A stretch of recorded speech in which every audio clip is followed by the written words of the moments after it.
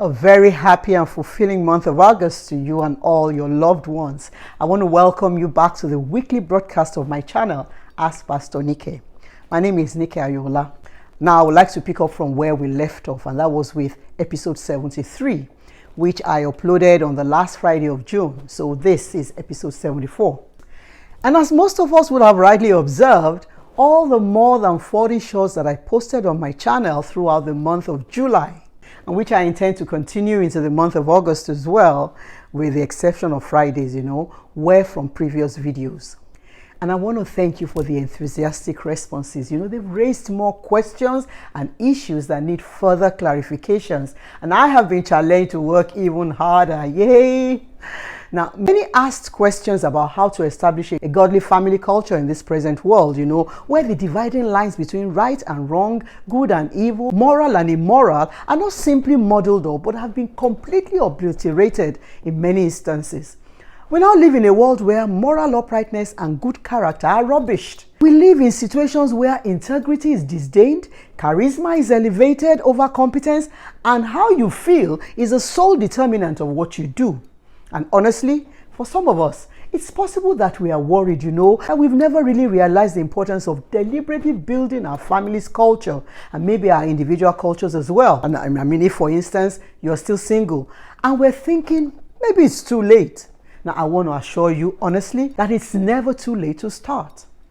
An environmentalist was asked when is the best time to plant a tree, and his or her response was 25 years ago. But the next best time is right now. Now, I'm going to be sharing some useful steps that all of us can benefit from, whether we're just starting or it's already an established lifestyle. And I'm talking about building strong, God-centered family cultures. The first, or number one, is get to know the Word of God, who is Jesus Christ and who is our life. You have to familiarize yourself with the Lord and King of the kingdom to which you belong. And the way is through His Word, the Bible. Now, I'd like to insert something important that I heard a preacher say in relation to this, some time ago. It is written is greater than I saw. What that means is that whatever you see, hear, feel, read, touch, taste, or experience about God must be filtered through the Word of God. And I hope you notice that I listed all our senses, which are the portals into our souls. So whatever you allow to settle in the core of your person must align with the Word of God, or else you've just embraced a lie. The existence of a fake product is proof that there is an original somewhere, and your dexterity at recognizing or separating the original from the fake can only come from familiarizing yourself with the attributes and characteristics of the original. Now, if you truly desire to make God's kingdom culture your family's culture, then set out on a quest of personal discovery. Sermons, books, videos, and hearing the lessons of other trusted people can help, truly. But your active engagement is the key. You'll be surprised that God is interested in engaging each one of us personally, not just a select few. The second, or number two, is the deliberate creation of godly patterns. Okay, I'm sure you'll agree that godly patterns are good always, even the best. And creating good patterns is important for two basic reasons. The first reason is that patterns and culture are intertwined. People determine our characters, our cultures, not by our words, but by the patterns that we have created. And from those patterns, people can determine what is truly important to us. Okay, let me use 3 examples from both the Old and New Testaments of the scriptures, to drive home this point. The first, Prime Minister Daniel. In the foreign land of Babylon, he had this reputation from Daniel chapter 6 and verse 10. But when Daniel learned that the law had been signed, he went home and knelt down as usual in his upstairs room with his windows open towards Jerusalem. He prayed 3 times a day, just as he had always done, giving thanks to his God. Now, the key phrases here are knelt down as usual and just as he had always done. The second is Apostle Paul, as he preached the gospel in new cultures and societies, and he was known for certain things that he strictly adhered to. And one such example is found in Acts chapter 17 and verse 2. As was Paul's custom, he went to the synagogue service, and for 3 Sabbaths in a row, he used the scriptures to reason with the people. And we see here the phrase, as was Paul's custom. And finally, Our Master and Lord himself demonstrated the importance of living by patterns. And there are many examples, but well, for the purpose of this video, I'm able to take only one from Luke chapter 4 and verse 16. When he came to Nazareth, where he had grown up, he went into the synagogue as he always did on the Sabbath. Well, I'm sure you already picked up the phrase, as he always did on the Sabbath. And just as an aside, this says a lot about people who think it's all right to abandon fellowship or church services. What is key is that we're told that Jesus grew up never missing services.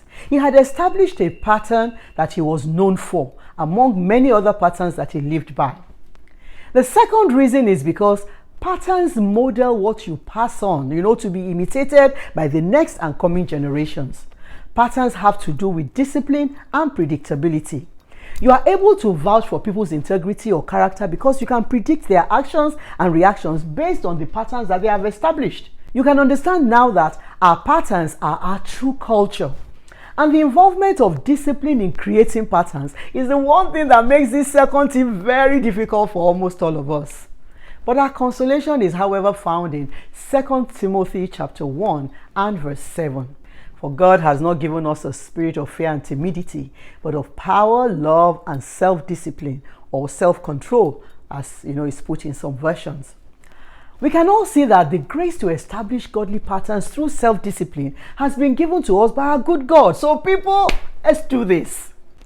The third and final tip is this: reinforce your pattern with consistency. Of course, it only becomes a pattern because you do it constantly in the first instance. But I feel it's important to emphasize consistency because of the members of your tribe that you need to carry along. Remember, for their sakes as well as yours, that repetition is what reinforces retention.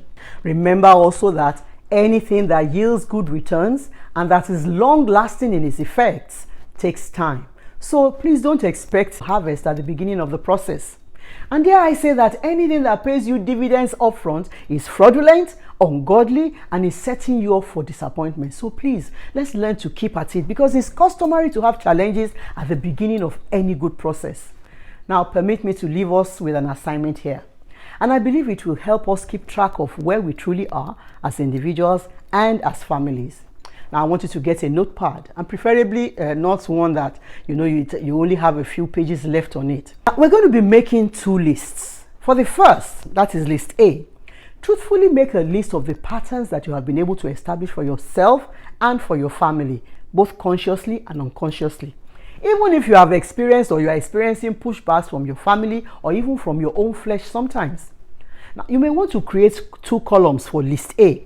Try to make it as encompassing as possible, including things like your eating habits, your bedtimes, your social media times, and some of those other things that we generally don't pay attention to. Make sure to note the patterns that you are still struggling with or trying to be consistent about, maybe with an asterisk. I can easily tell you for free that it will include consistent prayer time for me. Now, on another page, create another list, list B, of the patterns that are consistent with God's kingdom culture that you want to create and or reinforce. Once you are done, please take the two lists to God in prayer and ask for the spirit of power, love, and self-discipline that you need to move forward. I pray and hope that this has been a very productive use of your time this Friday or whenever you are watching. Please remember that the posting of daily shorts continues through the month of August and probably through September as well. Don't forget to leave your comments and likes, and please share this video with your contacts. And thank you for the blessing of your time. See you again next Friday. Shalom.